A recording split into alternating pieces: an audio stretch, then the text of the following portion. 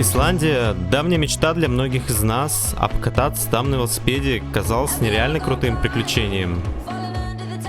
Тогда, еще находясь в Москве и мечтая об этом, мы даже не представляли, что как только попадем на этот остров, некоторым из нас очень скоро захочется с него как можно быстрее выбраться.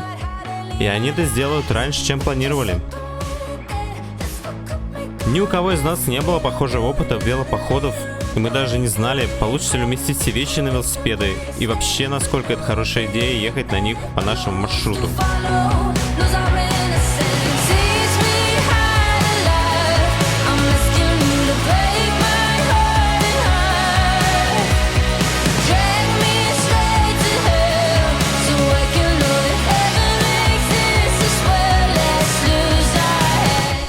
Стоило только выйти из аэропорта, как сразу начинаешь ощущать этот ветер, который продувает все насквозь и который не прекращался ни на секунду за все время нашей поездки.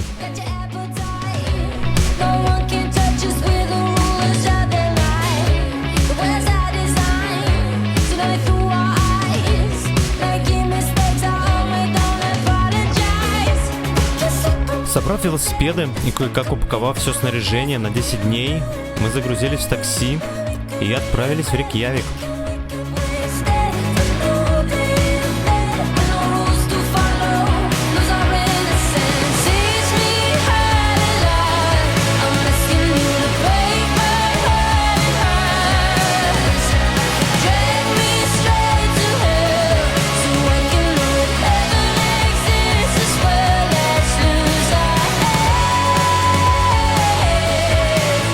Погода стояла солнечная, мы решили немного прокатиться и посмотреть город.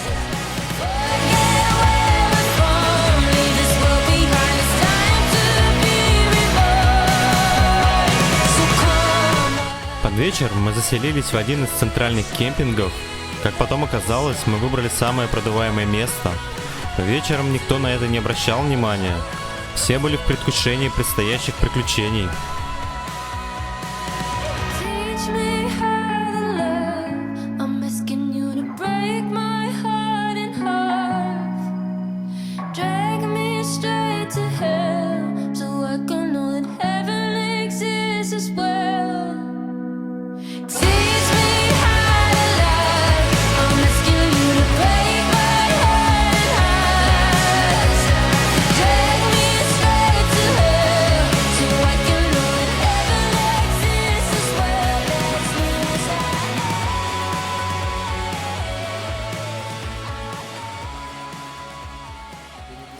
Гриш, ты как вчера добрался? Ой, как я вчера добрался. Знаешь, что такое дальний верхний угол? Да главное. Ты знаешь, сколько я искал этот дальний верхний угол? Не, честно говоря, мы думали, что будешь дольше искать. Мы думали, что придешь как к утру. Перебрав все палатки по пути. Слушай, вообще практически да. Заходи там, здоровался с людьми там. Нет, ну хотя бы не до такого, знаешь. А на чем ты доехал? У тебя, наверное, много знакомых теперь в этом лагере. Нет, только трое.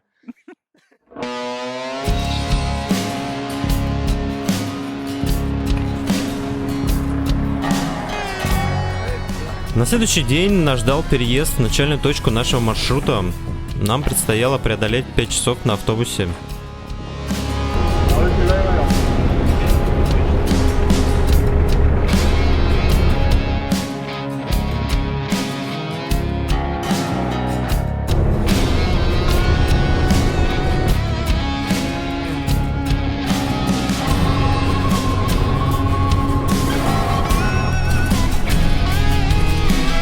Чем дальше мы продвигались вглубь острова, тем больше следов вулканической активности мы наблюдали, а пейзажи вокруг становились все более и более безжизненными.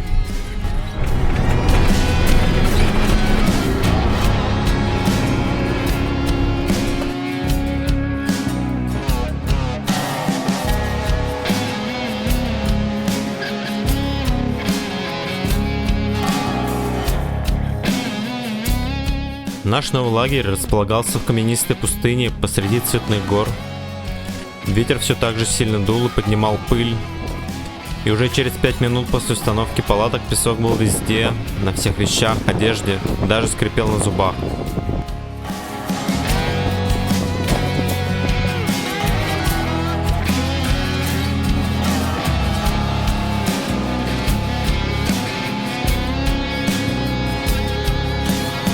Сегодня в планах было ночевать здесь и посмотреть окрестности, поэтому быстро перекусив, мы отправились на разведку.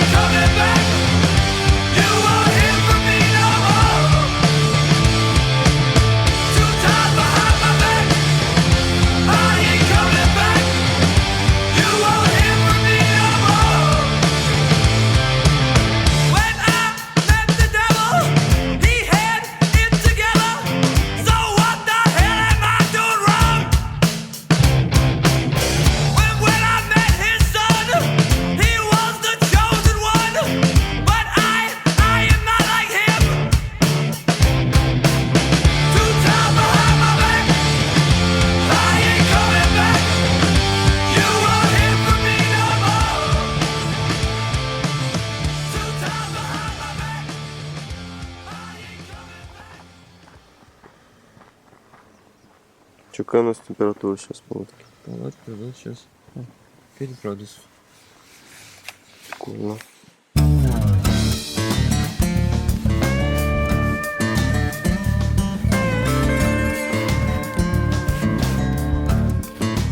Новый день, не первый день пути. Мы впервые пакуем вещи на велосипеды. Это все-таки велопоход. Как выяснилось, большая проблема всех этих баулов, что их полдня собираешь и разбираешь. И поездка у нас носила кодовое название «Разбери-собери». Велосипед, конечно, становился совсем другим в управлении и весил, наверное, все 30 килограмм. Первый узнает. Нас ожидает 2 перехода по 12 километров.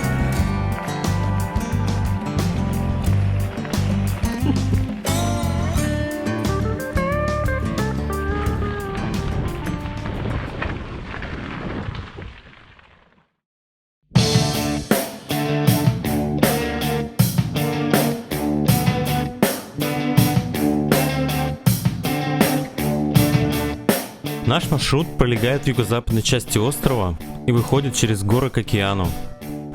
Нам предстоит в общей сумме преодолеть около 100 километров, а наивысшей точкой станет перевал высотой 1067 метров.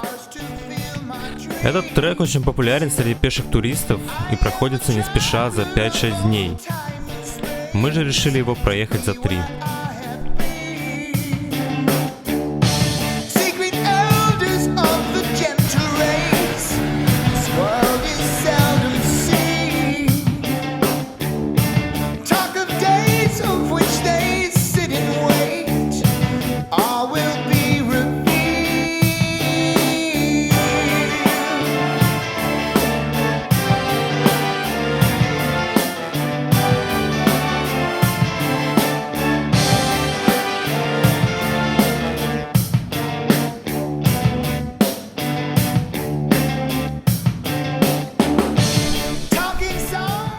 Ко второй половине дня, оставив гейзер и поля из драконьего стекла позади, мы добрались до лагеря.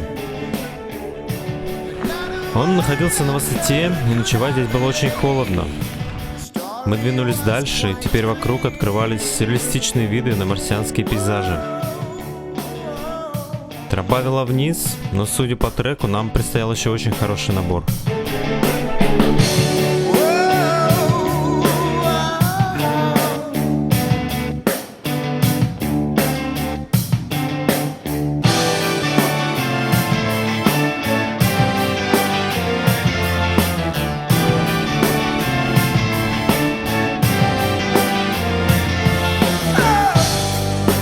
All I see turns to brown.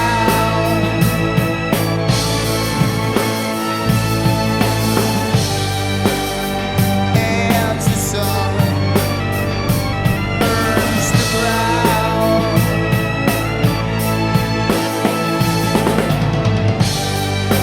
In my eyes filled with sand.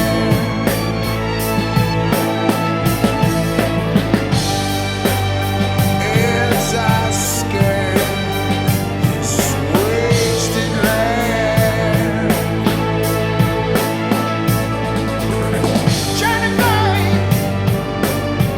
trying to find where I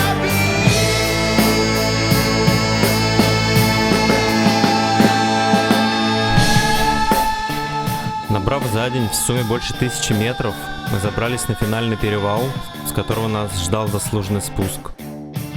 Но вид, который открывался оттуда, это было просто что-то нереальное. Ощущение, как будто это какой-то затерянный мир. pilot of the storm who leaves no trace, like thoughts inside a dream. Heed the path that led me to that place, the yellow desert screen. My Shangri-La beneath the summer moon, I will return again. Sure as the dust that floats high in June when moving through Kashmir.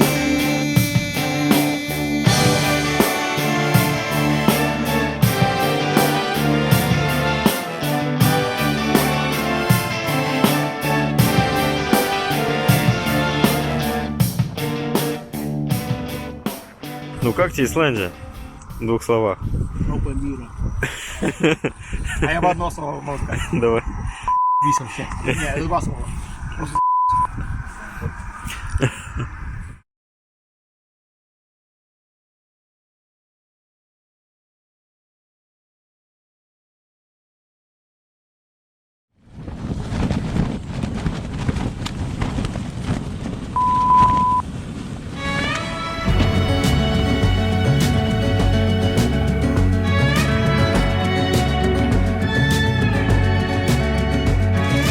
I don't wanna wait anymore. I'm tired of looking for answers. Take me someplace where there's music and there's laughter. I don't know if I'm scared of dying, but I'm scared of living too fast, too slow. Regret, remorse, hold on. No, no, I've gotta go. Вот наконец-то Исландия, которую мы себе и представляли. Моросящий дождь, туманные горы и огромные покрытые зеленым мхом поля. Gotta keep on going, looking straight out on the road. Can't worry about what's behind you, what's coming for you further up the road. Try not to hold on to what is gone. I try to do right what is wrong. I try to keep on keeping on. Yeah, I just keep on keeping on. I hear a voice calling out for me. These shackles I made in a town to be free. Be it for ease, be it for love. I won't take the easy road. Ooh, ooh, ooh, oh.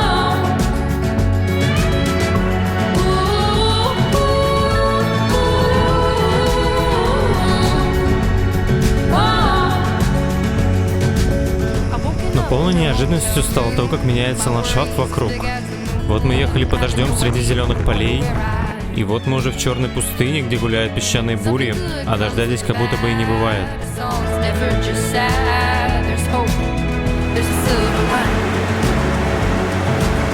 Show me my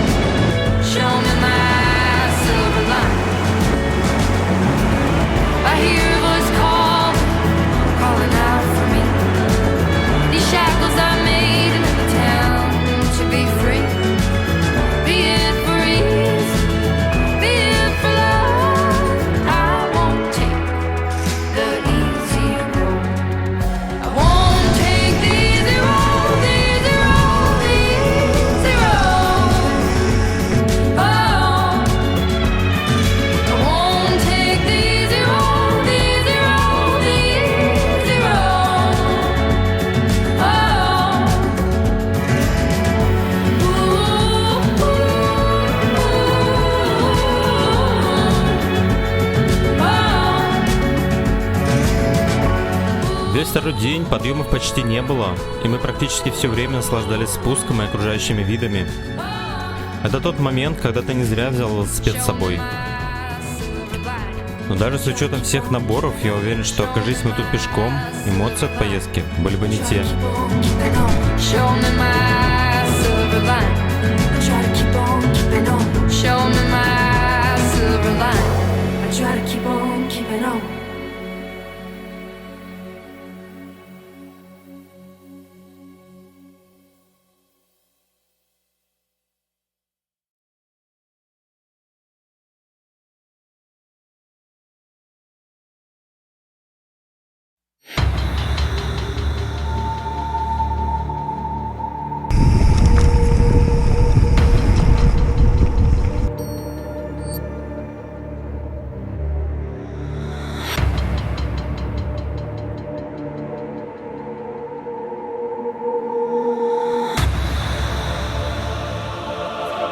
Here, the climb, you know, so here to here, this 6 kilometers is pretty much flat.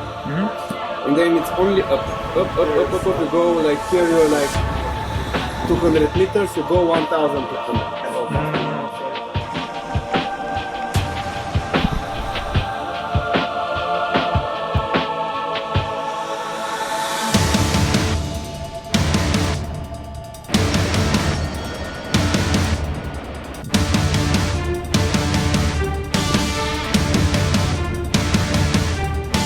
You have 2-3 sections that are a little bit tricky, so you have to be careful with the bikes. You know, it's very like narrow edge. You have to carry the bikes.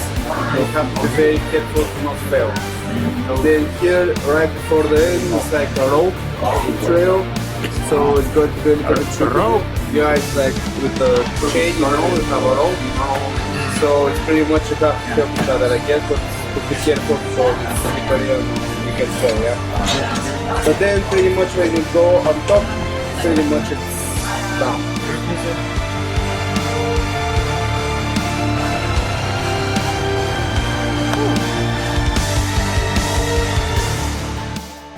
Поднявшись на перевал, попадаешь в то место, где лед и огонь встречаются друг с другом максимально близко. Последнее извержение оставило после себя множество кратеров и разломов, жутковатое и одновременно впечатляющее зрелище. А ведь оно может повториться в любой момент. И не позавидуешь тем, кто здесь окажется в это время.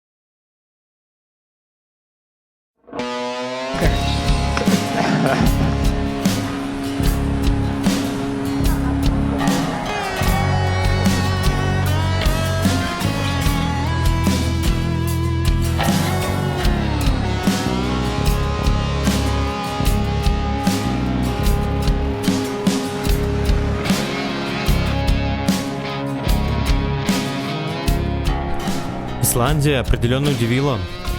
За все время нашего небольшого путешествия, мне кажется, мы застали всевозможные погодные и природные явления, начиная от дождя и снега, заканчивая туманом и песчаными бурями.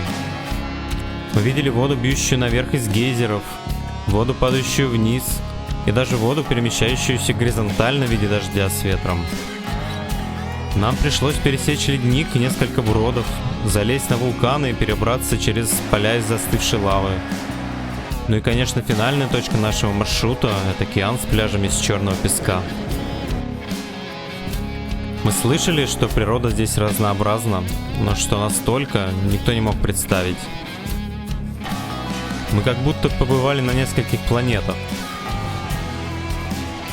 И впечатления, полученные за эти несколько дней, невозможно передать.